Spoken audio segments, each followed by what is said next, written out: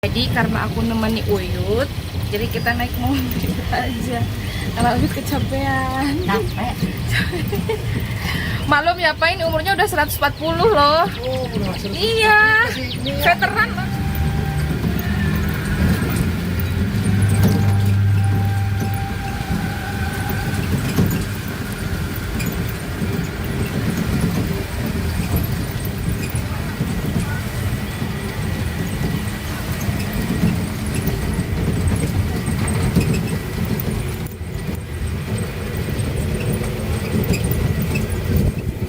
Bisa sama juga. Heeh.